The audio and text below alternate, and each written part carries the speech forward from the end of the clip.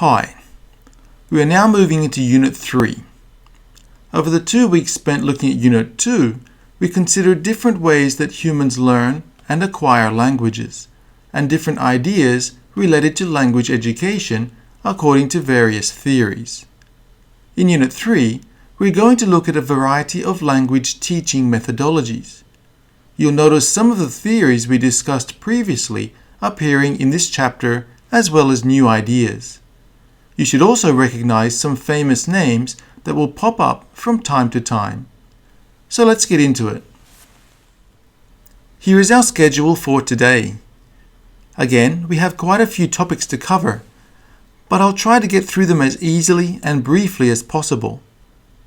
As we go through, though, I want you to think about which way of teaching you feel works best for you. As language teachers, we need to choose one and stick to that approach as much as possible. This will make you more consistent in your teaching, which will in turn help your students learn in a more effective way. Just a quick note before we begin.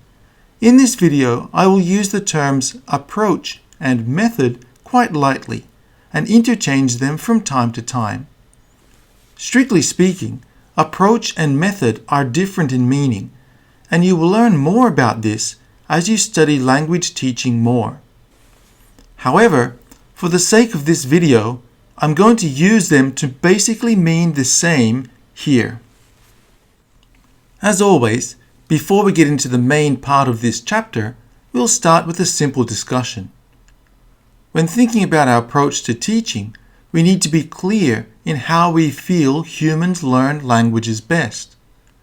So thinking about the 5 theories related to language acquisition that we looked at over the last 2 weeks, which one do you find to be the most convincing? Make sure you support your opinion with clear reasons, including 1 or 2 stories from your own experience. We start with the grammar translation method, which is probably the most famous approach to language teaching. It is still popular today, and I'm sure many of your teachers use the idea of having students read a sentence in English and translate it into Japanese in your classes, and perhaps vice versa. Many language teachers consider the grammar translation method to be old-fashioned and does not improve the oral skills of students. As it is written at the bottom of page 61, this method is appropriate for learners who require precise reading ability.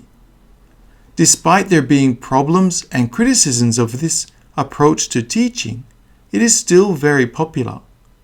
Why is this? In class, let's have a quick discussion about the reasons for its popularity, especially in Japan, even though it is outdated and seems to be ineffective in helping students improve their ability to use the second or foreign language. As you might be able to guess from its name, the audiolingual method concentrates on the listening and speaking aspects of language. It is another older language teaching method that is still used a lot today. The audiolingual method focuses its instruction on the use of a lot of drills and has students memorize dialogues. The idea is that students will be able to produce language automatically if they practice a pattern enough times. The audiolingual method has very strict ideas about how grammar is taught, with an order going from simple to complex, and that students should be able to understand and use grammatical structures through spoken language before seeing them in writing. The audiolingual method has 2 main criticisms. 1, it does not prepare students for spontaneous conversations, and 2, it does not concentrate enough on clear and explicit grammar teaching. The use of drills can be very useful for teachers with little experience. This is why many English conversation schools have their teachers use drills as part of their set lesson designs. Next, we have the direct method. This is a little difficult to guess from its name. Basically, the direct method requires teachers to conduct classes almost entirely in the target language, and use a lot of actions and gestures to describe words and phrases. A lot of energy, language fluency, creativity, and a very outgoing personality is required for this method. The direct method has received a lot of criticism as it does not teach enough reading and literature and is very difficult to teach abstract topics. I'm sure you remember the name Stephen Krashen. He, of course, created the movement that stresses the use of input in language learning, or acquisition to be accurate. There are two main ideas based on the thought of providing a lot of input to students. First, total physical response, or TPR, is one quite famous approach to teaching. It requires the teacher to give instructions and students then follow these instructions. The best way to understand TPR is to watch it in action. Here's a really cool video of a German teacher using TPR in his classroom. Watch it and you'll see how it works. Second, we have the natural approach. Not surprisingly, the natural approach also focuses on improving students' listening ability. It is similar to the direct method. However, the main difference is that students are not required to respond in the target language. Responses do not even have to be verbal. Students can just nod their heads or show numbers using their fingers until they feel comfortable enough to speak. The natural approach actually has a kind of similarity with the flipped learning model, Hanten Jugyo, that we use in this class. Grammar explanations are given as homework, and then those grammar points are concentrated upon in the next lesson. This way, there can still be some structure and grammatical instruction in this approach to teaching. Oh, maybe you've been wondering what Stephen Krashen looks like. It is always a good idea to look on the internet and find a picture of these famous researchers if you can.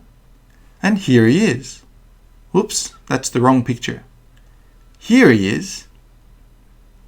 So what do you think about these input methods? Would they work in the Japanese EFL classroom?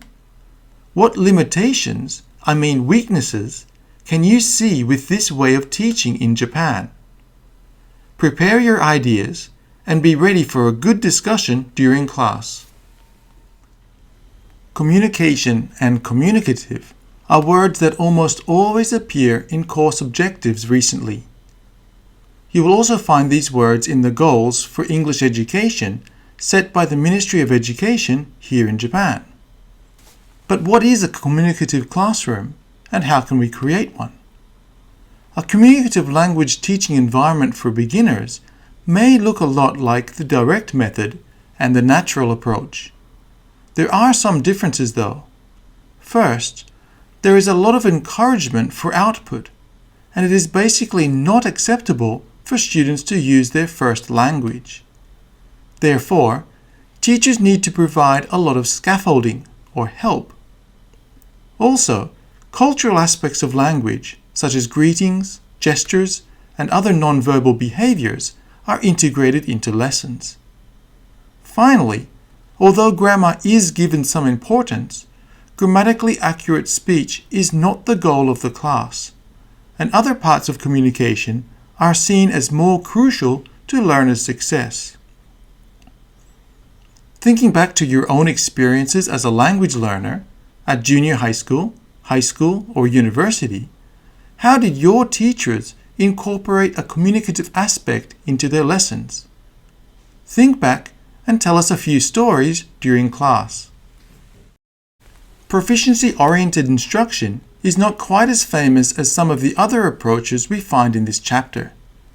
It is kind of a hard-nosed version of communicative language teaching. I say it is hard-nosed because it takes a stricter view of grammar instruction. More pair work and group work activities are used, and students' awareness of grammatical accuracy is raised through explicit correction of errors. One could argue that this kind of instruction, focusing on grammar but with a communicative element, might be the direction the Ministry of Education in Japan would like to see English education head. The pedagogical approaches we have looked at so far have focused purely on the language side of teaching. There are some approaches, however, that include the learning of content in their lesson styles. Content-based instruction and sheltered instruction look at this idea as killing two birds with one stone. The belief is that students will be able to improve their language proficiency through the use of authentic materials that concentrate on content rather than purely on linguistic matters. So, for example, if a student has a choice between learning how to play golf by reading a book written in English or a book written in Japanese, he or she will improve not only his or her golf ability, but English ability as well, if he or she chooses the English book. It is important to note that this is not submersion, where there is no support for students. Teachers guide the students as they use the second or foreign language to learn new skills or gain new knowledge. If you are interested in content-based instruction, you should be aware of the 3 points on page 73. 1. Content should be tailored to the needs of the students. 2. Class goals are based both on language and the content. And 3. Teachers spend extra time preparing to work with students. Although content-based instruction and sheltered instruction are pretty much the same, one noticeable difference is that content-based instruction may mix language learners with native speakers, where sheltered instruction does not. On page 74 to 76, there are some guidelines for one particular approach to sheltered instruction, which I suggest you read through. And finally, we have task-based language instruction. I kind of like this way of teaching, as it takes a lot of the class away from being centered on the teacher and puts the onus on learning back on students. Such a student-centered approach has also proven to be effective in increasing the interest with which students approach their language learning. In task-based language instruction, students are given tasks to complete. To complete the tasks, students are required to comprehend or use a particular grammatical function. Examples of tasks include information gap exercises and dictogloss activities. When creating a task, teachers must consider whether there is a meaningful goal which is not simply linguistic. If the goal is just about language, it simply becomes a practice exercise. We'll cover tasks in a little more detail in Chapter 8. So is there one super way of teaching? As it says on page 71, the answer is no. Of course there isn't. So recently, researchers stressed that we need to think about which approach works best for your students. We still need to create our own style, but be flexible to mold our style to meet the needs of our students. Make sure you prepare your ideas based on the discussion topics given in this video, and be ready for our usual quiz. Ciao!